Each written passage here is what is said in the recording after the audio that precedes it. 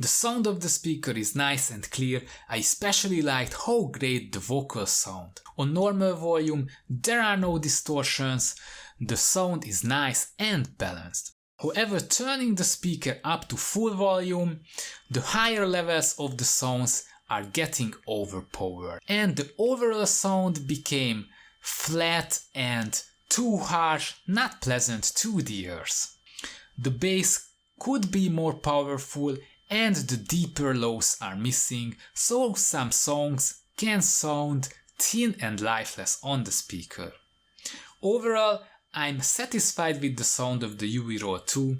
On normal volume it is clear and has much richer sound than the smallest speakers, and it can play even complex songs. The bass could be more powerful, however is true for the most speakers in this size category.